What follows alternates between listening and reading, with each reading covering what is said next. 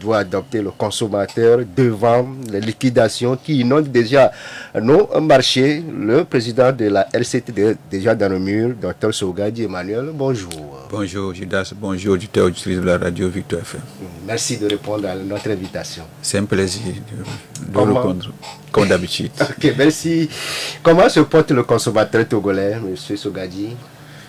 Le consommateur togolais, bien le citoyen togolais, bon, nous rendons, tout d'abord, nous rendons tous grâce à Dieu. Parce que dans la vie, quand vous vivez, il faut toujours rendre grâce à Dieu. Oui. Et on l'a appris, les philosophes nous ont dit que la vie, les difficultés de la vie ne commencent pas par aujourd'hui. Et elles vont pas finir par nous. Mais ce dont nous devons nous battre, c'est que ces difficultés ne nous assaillissent pas, que ces difficultés ne nous envahissent pas, mais que nous puissions nous en sortir. Et donc c'est pour cette raison que je peux dire que les consommateurs togolais vont bien et en dehors de ce qui ne va pas. Qu'est-ce qui ne va pas alors? Mais chacun sait ce qui ne va pas à son niveau. Puisque je ne peux pas savoir que dans tel ménage, chez tel consommateur, quelles sont les difficultés particulièrement à leur niveau. Mais je sais qu'ils vont bien en dehors de ce qui ne va pas. On a une idée générale, la vie chère frappe tout le monde. La vie chère, elle est partout. Elle est partout et tout le monde subit. Tout le monde subit. La classe moyenne, la basse classe subit. Et ceux qui ont les moyens, eux, ils arrivent à s'en sortir de cette vie chère-là. Et c'est pour cette raison que nous, on doit toujours continuer à attirer l'attention des autorités en les encourageant et en les invitant à redoubler d'efforts et à prendre des décisions propices pour atténuer les conséquences néfastes de cette vie chère. Et quand nous étions, en tout cas quand moi j'étais venu à Lomé, la toute première fois, quand j'avais 500 dans la poche, c'est de l'argent. Oui. Mais aujourd'hui, 500 ne signifie plus rien. Et donc, 10 000 même ne signifie pratiquement plus rien. Voire même 30 000. Parce que quand vous sortez vos 10 000, vous achetez votre haïmon à côté. Quand on vous donne le reliquat, vous mettez dans votre poche. Je vous jure que quand vous avez une moto, jusqu'à la fin de la semaine, c'est trop même de la semaine, de la fin de la journée, vous risquez de ne plus avoir rien dans votre poche. Parce que les enfants vont prendre leur popote de la journée. Oui, c'est normal. Vous devez acheter du carburant pour aller au service. Vous devez acheter de mégas pour votre téléphone. Vous devez acheter des crédits pour votre téléphone. Vous devez. Et donc vous comprenez qu'aujourd'hui, les salaires ne suffisent plus. Parce que la vie devient de plus en plus difficile et compliquée. Les besoins s'augmentent de jour en jour. Parce que hier, nous n'avons pas besoin d'avoir de mégas pour naviguer non plus.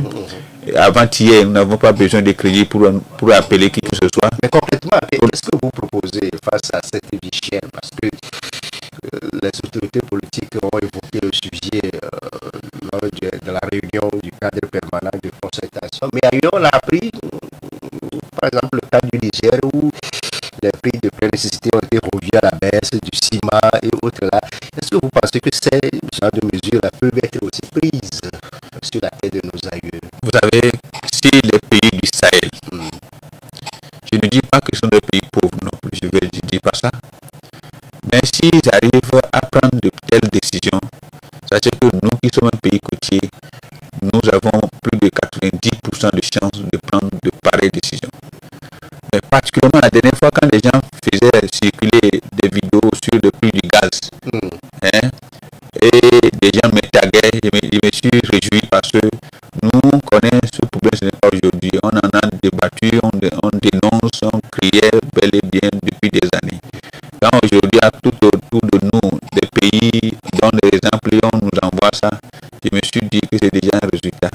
Et nous, on s'est toujours dit, quand on nous donne avec la souci des prix des produits pétroliers aujourd'hui à la pompe au Togo, même quand on nous donnait les produits pétroliers gratuitement, nous n'allons pas pouvoir l'acheter à 300 francs.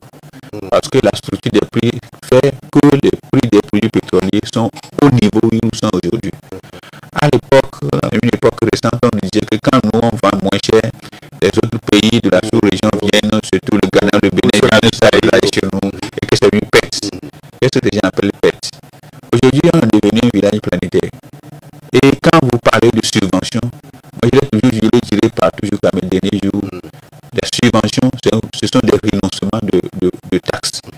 Ce n'est pas que l'État va prendre l'argent quelque part pour acheter au prix des produits pétroliers et aller payer la commande à l'intérieur et revenir vendre moins cher. Non, ça ne se fait dans aucun pays. Ça ne se fait dans aucun pays. Donc on renonce à des taxes. Quand vous renoncez à des taxes, c'est que vous renoncez à des prévisions budgétaires, c'est-à-dire en termes d'entrée de recettes. Et c'est pour cette raison qu'ils les appellent subventions. Maintenant, quand vous savez qu'avec ces augmentations, vos citoyens n'arrivent plus à joindre les deux bouts. Parce que quand on augmente le prix des produits pétroliers à la pompe et que vous voulez voyager pour aller à l'intérieur, vous allez réduire la fréquence de votre voyage, de visite de vos parents à l'intérieur. Parce que quand vous achetez 10 000, vous ne pouvez plus arriver à TV. Je donne un exemple parmi tant d'autres. Et même chez moi, par exemple, il faut que j'achète plus de 60 000 avant d'aller au village et revenir. À Antivou, de l'autre côté. C'est ça. Tu vois, dans le goût. Dans le goût. Donc ça veut dire que certaines personnes qui vont au nord, elles sont obligées d'acheter plus que les 60 000 que moi j'achète aller-retour. Or, quand on réduisait le prix, au moins quand elle a l'habitude d'aller 2 fois par an, ou bien 4 fois par an, il va faire un effort pour aller au moins 2 fois par an pour aller rendre visite à ses parents, pour que nous ne demeurons éternellement pas allumés, mais que nous retournons pour voir. Donc, si vous comprenez bien, Dr Soga-Di, on peut vendre la tonne de ciment au Togo à 55 000. Au même prix que les autres vendaient. Vous savez, quand nous qui sommes un pays producteur par excellence du ciment, avec 5 usines. Avec 5 usines de production du ciment. Et je vous dis, la dernière usine, c'est de mon village qu'ils extraient les matières premières pour venir produire le ciment qu'ils vendent ici à Lomé. Et quand vous prenez la route... Et je pense que chez vous, les infrastructures sociales de base sont là. Ou même, quand vous prenez la route même, vous allez devoir vomir avant de pouvoir arriver au village. La route n'est pas la piste, c'est une piste rurale, je l'ai dit, mais elle n'est pas une piste rurale. Et on avait commencé, les travaux avaient commencé je crois que c'était une société burkinabé. Après, on a constaté que les travaux ont cessé. Et nous avons interpellé le ministre de l'infrastructure rurale à l'époque, qui nous disait qu'il n'a pas pu atteindre le taux de réalisation prévu. Le ministre Kafetine, c'est ça, et que nous avons retiré les travaux et que ça a été confié à une autre entreprise. Jusqu'à l'heure où nous parlons, rien n'a été fait. C'est similaire dans plusieurs localités du pays. Et donc, ce n'est pas bien. Je continue en disant que quand vous voyez aujourd'hui, quand vous achetez le prix du gaz, par exemple le 12,5 kg à 10 000, et on ne vous donne que 90 francs, ou bien si ma mémoire est bonne. Mais hier, quand on prend ma mémoire bonne 6 000, on peut avoir de la monnaie. Mais automatiquement, on ajoute 4 000. Vous pensez que ce n'est pas du pouvoir d'achat qui diminue? Et au-delà de ça, aujourd'hui, tout le monde, tous les opérateurs économiques, tous les commerçants disent, quand moi j'achète, les frais de transport augmentent, je suis obligé de répercuter sur le prix du consommateur. Et donc, je ne sais pas si le chef de l'État a le temps ce matin pour nous écouter, mais je voudrais inviter ses collaborateurs et services de renseignement qui nous écoutent actuellement à lui transmettre notre doléance. Nous voudrons à la baisse nous voudrons que les prix des produits pétroliers, y compris le ciment et des produits de première nécessité, que le chef de l'État fasse un effort et qu'on revienne sur les prix anciens. Et que aujourd'hui on est dans un village, je l'ai déjà dit. Quand ça se fait au Burkina, ça se fait au Ghana, ça se fait au Niger, ça se fait au Mali, et ça ne se fait pas, si le baril est moins, il faudrait qu'on diminue aussi le prix. Comment vous comprenez que les pays du Sahel, eux, ils payent les frais de transport de nos côtes, mais leur prix est moins par rapport à nos prix.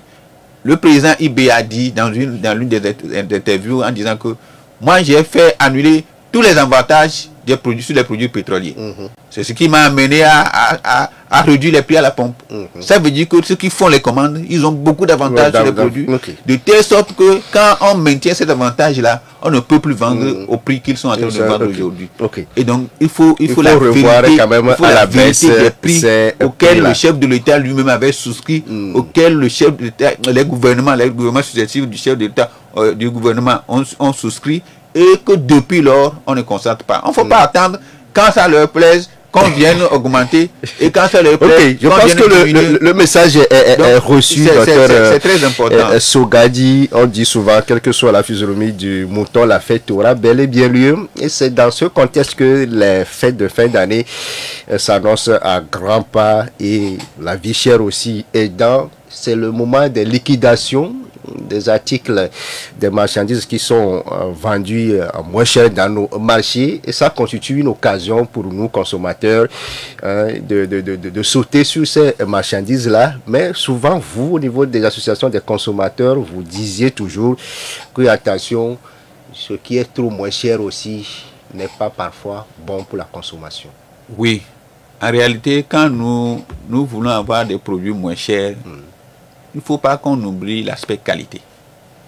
Parce que la philosophie de tout consommateur, bien la psychologie de tout consommateur, c'est d'avoir un produit à moindre coût.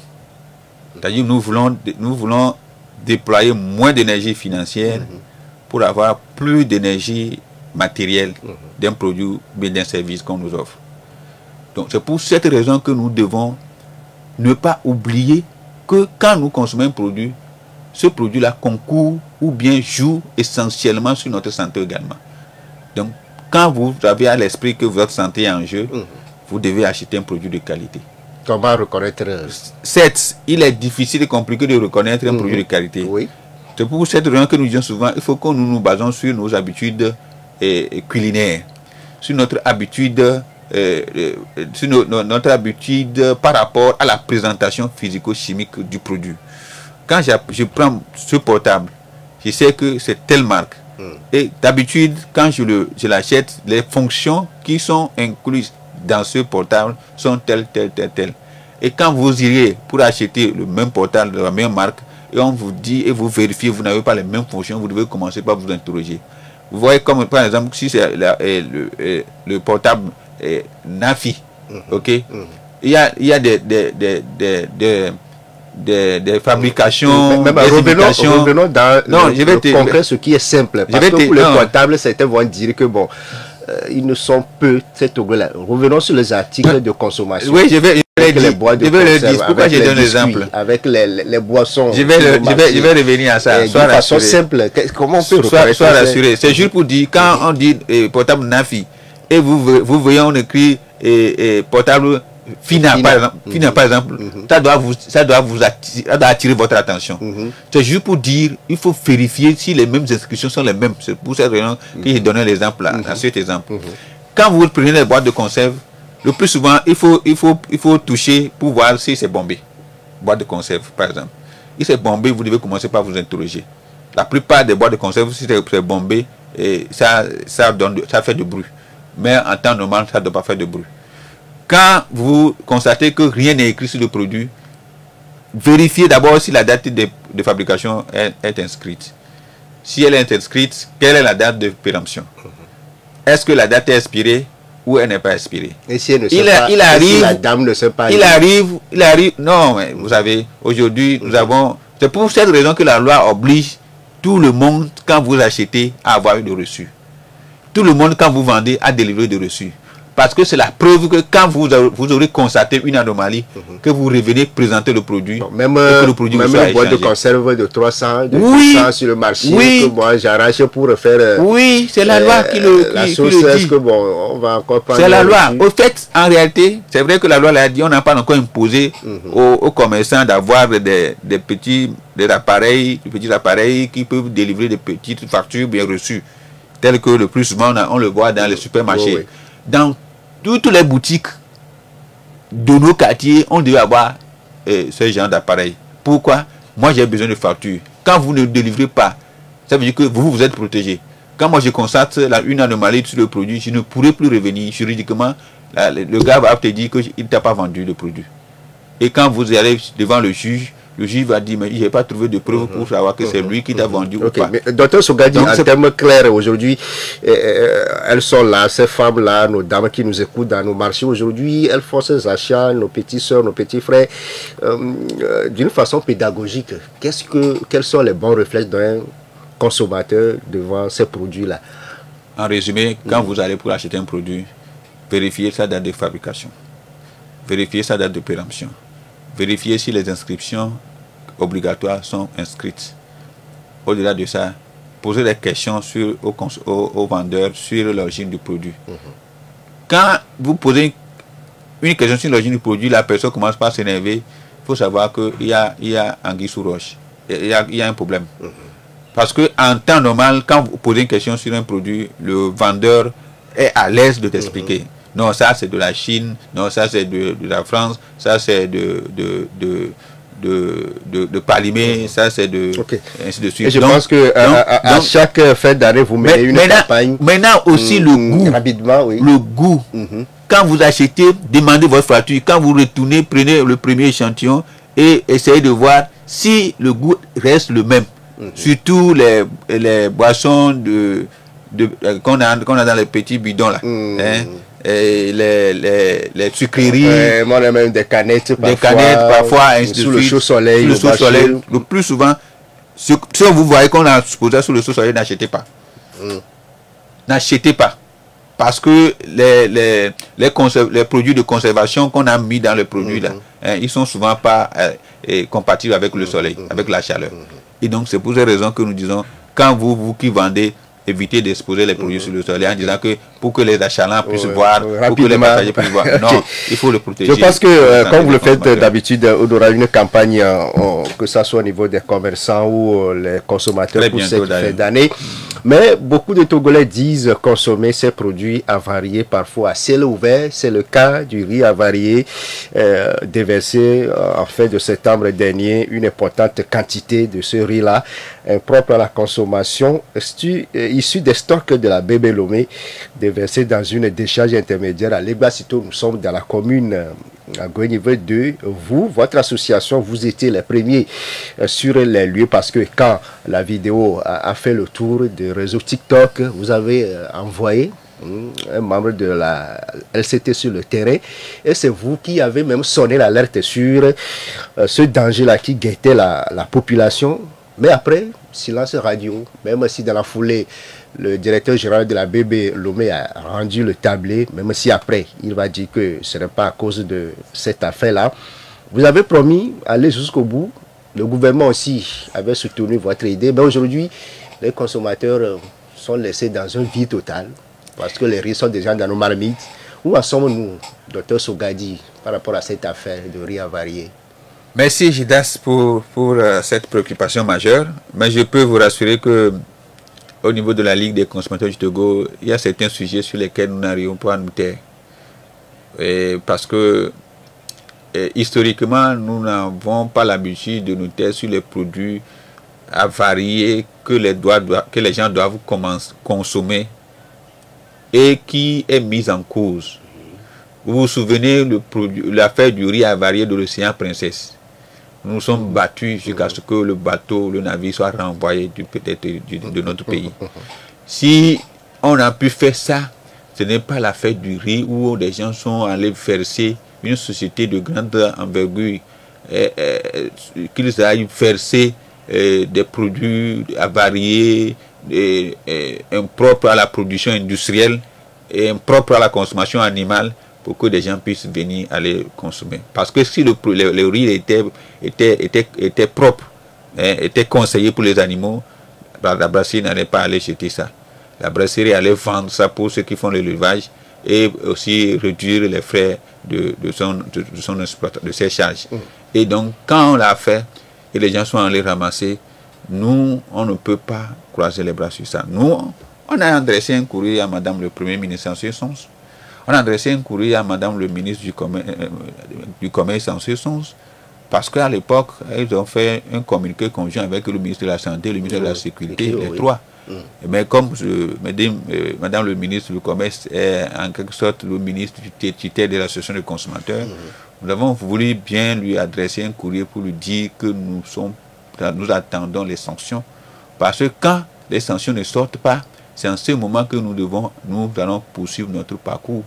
Mais aujourd'hui, quand peut-être 3 semaines que l'affaire vient de couvrir, vous semblez nous constater muet Et je peux vous rassurer que nous ne sommes pas mieux. Ce n'est pas une affaire qui va... Qui est déjà rangée dans le placard. Non. Nous, on attend que la réaction des autorités.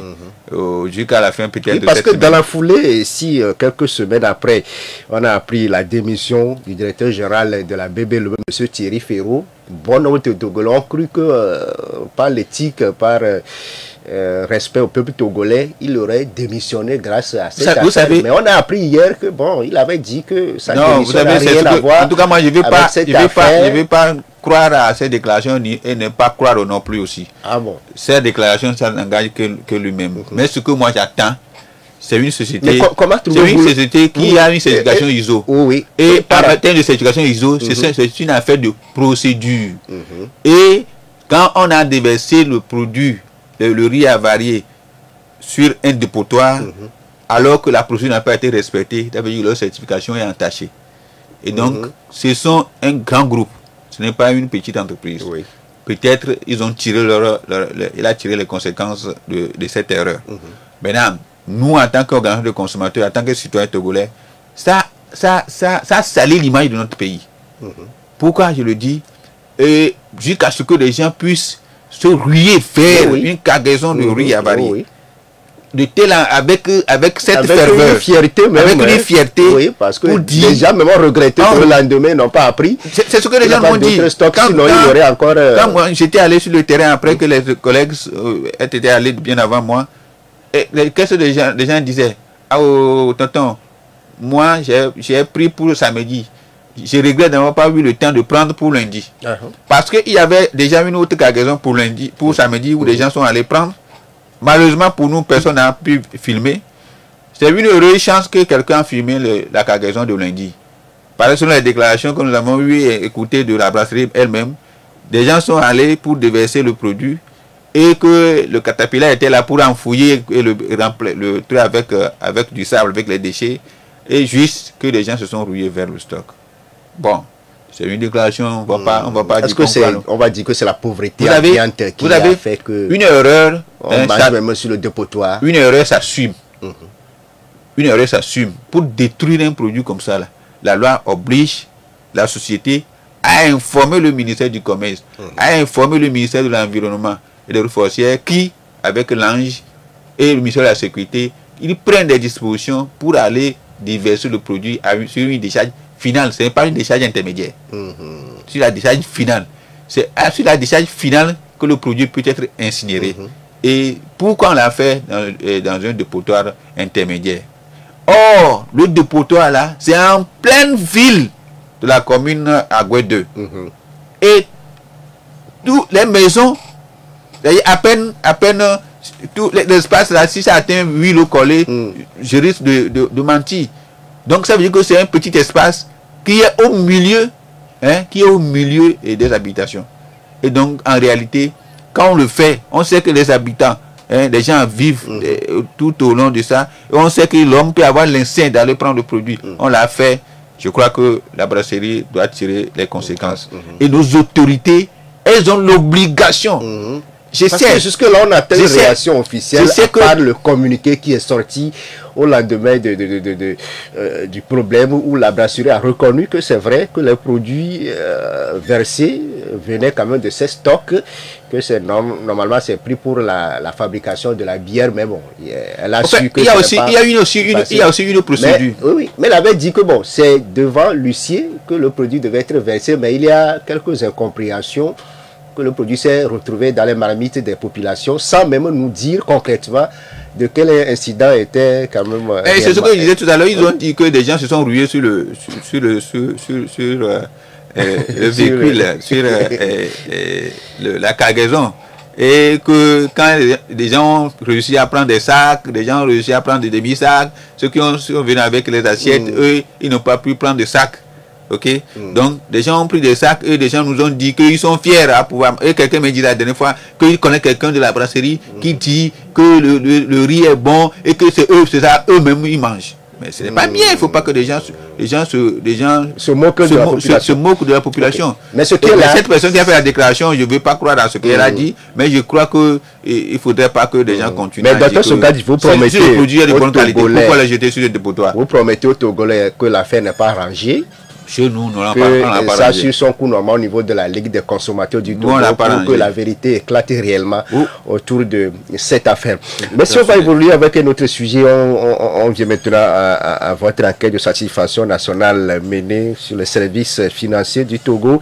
Sont concernés les banques, les microfinances, les mésofinances. C'est du 2 février au 28 mars dernier sur l'ensemble du territoire. La protection des consommateurs des produits et services financiers, l'éducation, le terme de cette enquête, dont les résultats ont été rendus publics mercredi dernier à l'Institut Confucius de l'Université de Lomé. D'abord, Dr Sogadi, pourquoi une telle enquête? De quel constat êtes-vous parti?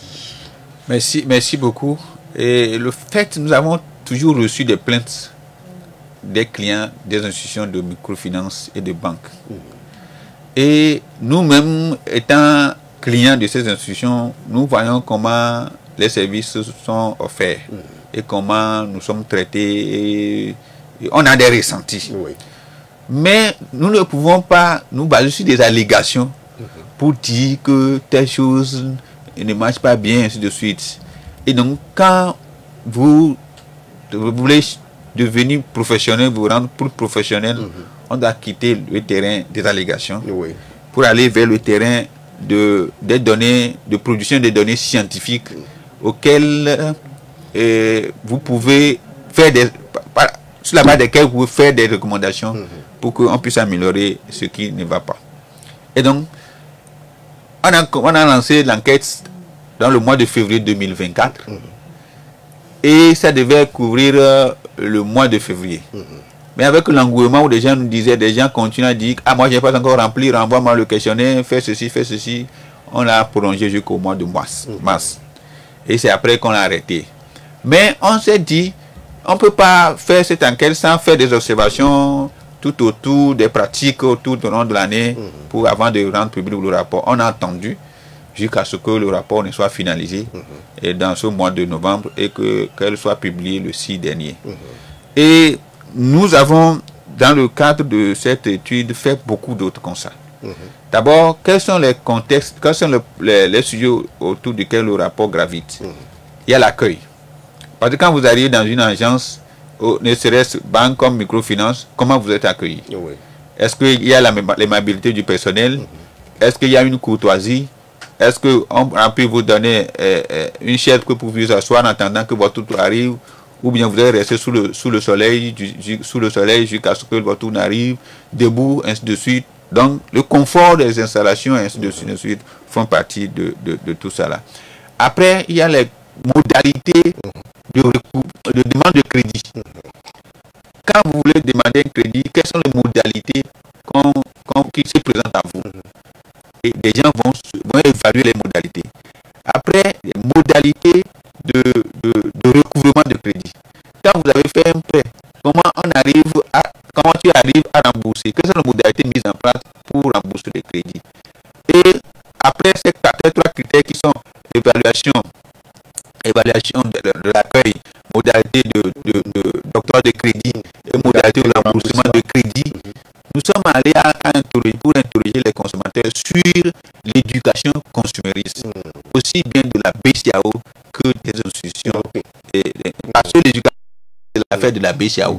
Les chefs d'État et de gouvernement confiaient ça à la BCAO, ce qui fait que ce qu'on appelle argent, c'est la BCAO qui gère. Ça. Maintenant, quand vous gérez quelque chose et vous ne nous informez pas de quelle est votre mission, votre rôle, nous ne pouvons pas connaître votre rôle, votre mission. Et donc, l'éducation là est très importante pour les consommateurs. Avant de continuer, il est l'heure de marquer la pause, le temps de servir les annonceurs. On revient. Notre invité, c'est Dr Emmanuel Sogadi, président de la Ligue des consommateurs du Togo.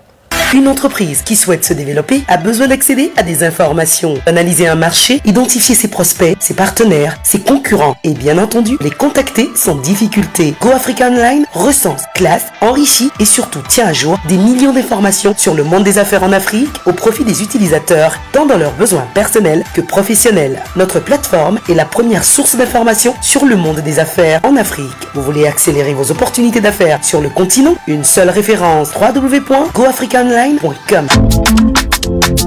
Tu sais quoi, Elisabeth? Ma vie a changé depuis que j'ai la fibre Canalbox. Niao? Comment ça? Canalbox est une connexion internet stable et très rapide qui me permet de télécharger et d'envoyer à la vitesse de la lumière et en quelques secondes les Nous sommes de retour, auditeurs, auditrices de Radio Victoire FM, la 96.3 également. Présente sur le numéro 903 Bouquet Canal Plus. Nous sommes avec Dr Emmanuel Sogadi, président de la Ligue des consommateurs du Togo. On évoquait son enquête sur la satisfaction nationale des services financiers du Togo menée du 2 février au 28 mars dernier avec 1714 personnes touchées sur comment ces services-là rendent le travail aux consommateurs. Mais Dr Sogadi, au-delà de l'accueil des modalités de crédit et de remboursement, la question de savoir quelles sont les questions que vous avez eu à poser à ces personnes-là, et les 1700 personnes, elles sont qui? Comment vous les avez identifiées? Par quelle procédure? Parce que c'est une enquête qui a été menée sur l'ensemble du territoire. Oui, en termes de participants à l'enquête, vous savez, nous avons utilisé la méthodologie. On a voulu utiliser les nouvelles technologies de la formation de la communication et on a utilisé l'outil Kobo. L'outil Kobo est un outil que la plupart des enseignants-chercheurs, des scientifiques utilisent ces derniers moments pour pouvoir collecter des données. Et quand nous avons confectionné le questionnaire, vous vous rappelez qu'on a fait une conférence de presse pour lancer l'enquête et vous l'avez reçu également ici pour expliquer aux gens comment ça pouvait se faire. Nous avons informé par l'entremise d'une conférence publique balancée sur les réseaux sociaux et nous avons également mis sur notre site, le site web de la RCT, où à l'époque, si quelqu'un y va, la personne peut répondre directement au questionnaire dont les informations vont venir dans la base sur nous. Et c'est après ça que la base a été extraite. On a extrait les données de la base et que nous avons pu le traiter avec le logiciel SPSS.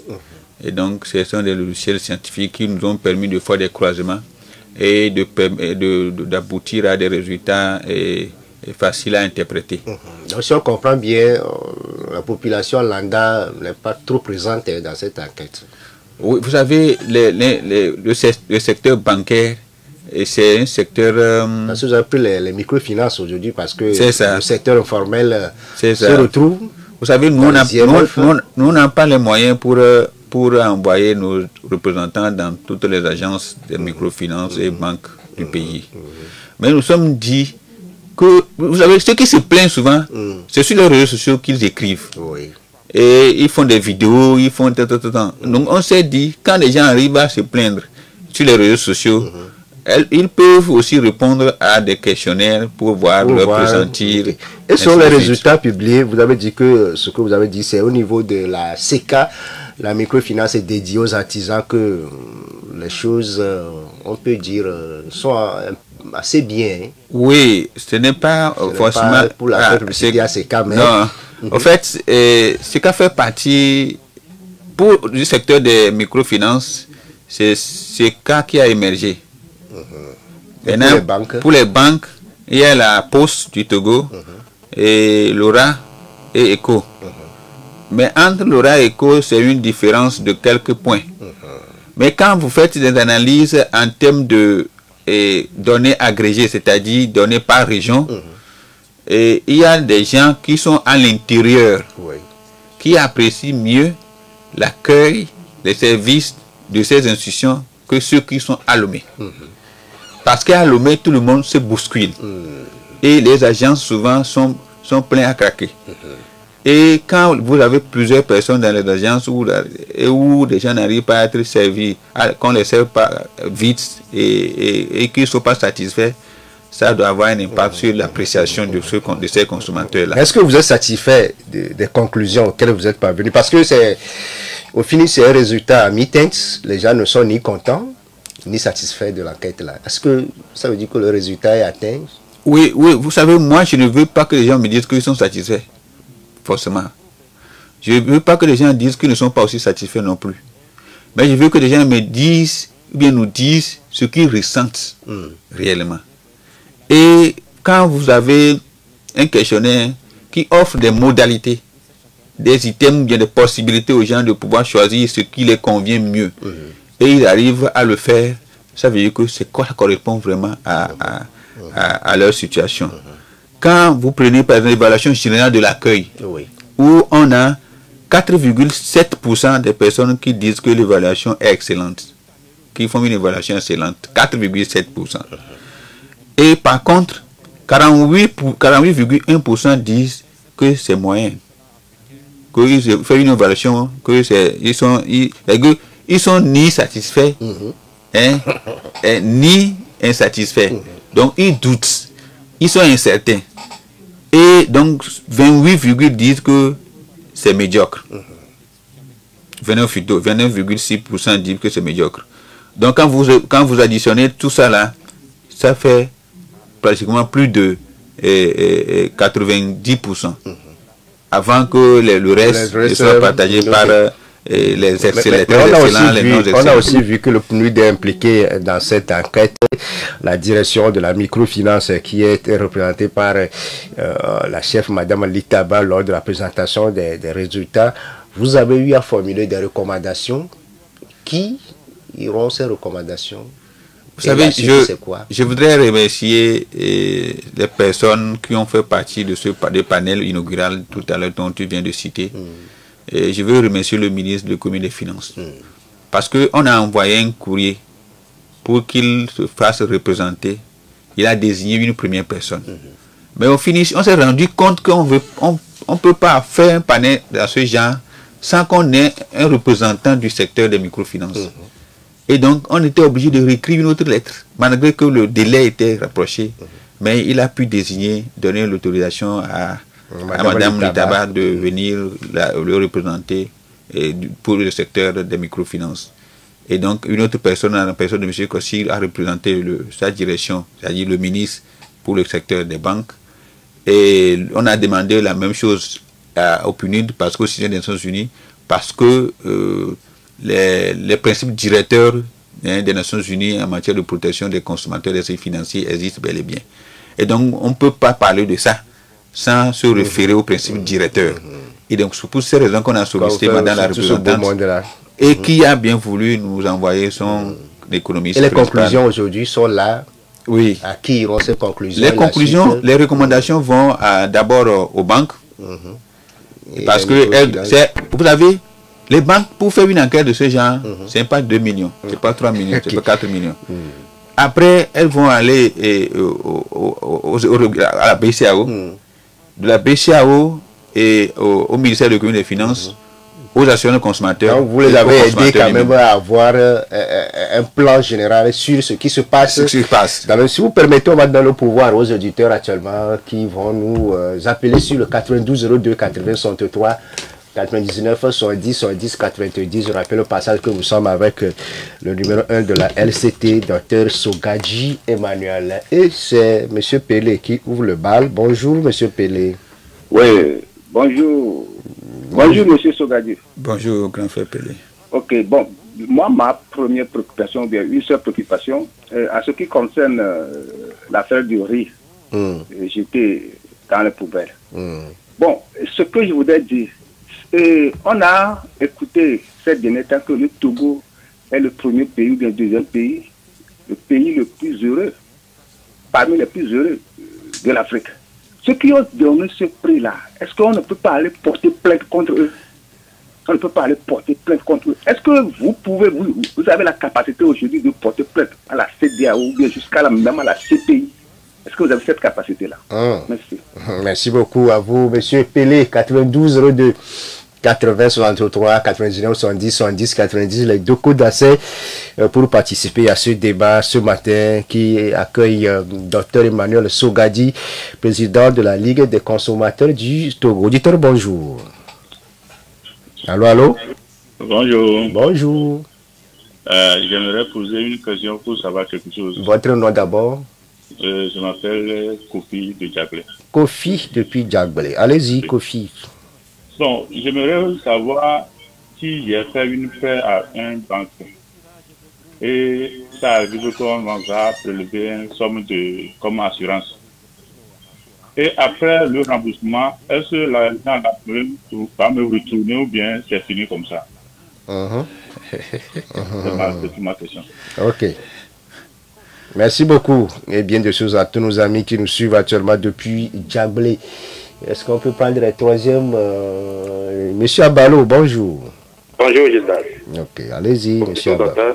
Bonjour, Monsieur Abalo. Ouais. Merci beaucoup pour tout ce que vous faites. Merci. J'aimerais rebondir par rapport aux banques.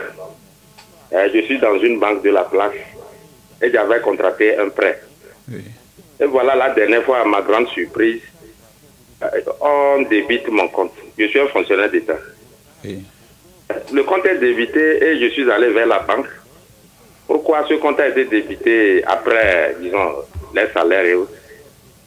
Et ils me disent non, qu'entre-temps, j'avais fait un prêt dont l'assurance a fait des calculs et que tout récemment, bon, ils ont revérifié le dossier et que le montant qu'ils avaient fixé pour l'assurance n'était pas ça. Donc c'est pourquoi ils ont évité le compte pour atteindre le montant normalement que je devais payer pour l'assurance. Et je dis non, comment est-ce que moi je peux faire un prêt et quelques mois après vous revenez parce que vous êtes le compte est à votre niveau, vous avez la possibilité de prélever quand vous voulez et vous le faites comme ça, c'est pas bien. Donc ils ne vont pas donner une suite parce que c'est déjà fait et que c'est fait, c'est fini. Ok. Donc ça, je peux donner le nom de la banque. Non, ce n'est pas l'occasion de donner le nom de la banque. On vous a compris, Monsieur Abalo, on vous a compris, c'est fini. On va permettre à Dr Sogadi d'apporter des éléments de précision à toutes ces préoccupations des trois intervenants pour Pelé, lui au-delà des appréciations, des notes qu'on reçoit ces derniers temps, des félicitations, que ce soit au niveau des institutions de Bretton Woods ou encore d'autres organisations qui placent le Togo parmi les États les plus heureux de la sous-région. Mais avec cette affaire de riz périmé, est-ce qu'on ne peut pas porter plainte contre ceux-là qui nous donnent ces belles, bonnes notes-là? Vous savez, pour faire une évaluation, chacun a ses critères. Moi, je suis Togolais, je suis citoyen togolais et je veux le développement de mon pays. Et donc, ce qui fait que pour apprécier quoi que ce soit, je me base sur le vécu quotidien des Togolais. Donc, ceux qui sont les auteurs de ces études-là, je n'en sais rien, je ne sais pas sur quoi ils se basent pour le faire. Donc, eux, ils vont répondre de leurs actes, okay, devant leur conscience. Ok. Pour nos deux amis, Kofi de Djaglé, M. Abalo, bon, les deux préoccupations se rejoignent presque. C'est par rapport aux frais contractés dans les banques avec les assurances, mais après, on voit qu'il y a des prélèvements pour M. Abalo. Je peux dire que M. Abalo, je vais lui laisser mon numéro. Oui. Et il peut me contacter et venir m'expliquer la situation pour qu'on sache en réalité, on ne peut pas prendre l'argent sans qu'il ne soit, qu'on le lui notifie. Non, ça ne se fait pas comme ça. Parce que quand je suis venu faire un prêt, c'est sur un consentement que ça a été fait.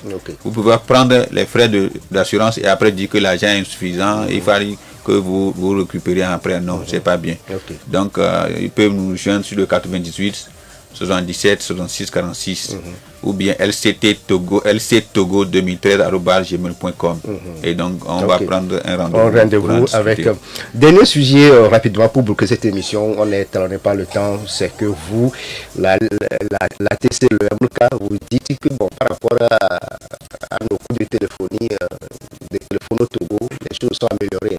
C'est la conclusion d'une enquête que vous avez menée ensemble du 15 juillet 23 août dernier avec le frère Romine. Non, on n'a pas dire que les choses se sont améliorées. On s'est basé sur... Sensiblement amélioré. Oui, on s'est basé sur... Vous savez, on a fait une comparaison d'une étude à l'étape A à l'étape B. Donc, c'est par rapport au résultat de l'étude antérieure que la CFA a menée et au résultat de l'étude à l'étape B qu'on a fait une comparaison, dit que par rapport à l'étude là, les choses se sont améliorées. Mais il reste beaucoup de choses à faire. La couverture dans les zones rurales, la qualité des services, le coût, et ainsi de suite. On a fait des recommandations en ce sens aussi bien aux opérateurs qu'aux autorités pour qu'on puisse aller de l'avant en matière de télécommunications. Merci beaucoup à vous, docteur Emmanuel Sogadi, président de la Ligue des consommateurs du Togo, d'être passé dans cette émission. Merci aussi à Haïté Messa qui a assuré la mise en œuvre, le direct sur la page Facebook. C'est avec la complicité de Alain Adjoy. Kodji Adjino, c'est elle, la réalité de cette émission. À 8h30 minutes, dans quelques minutes, retrouvez Nestina Kogo, toute la rédaction de Victoire FM pour le journal Amina. Portez-vous bien et bon début de week-end.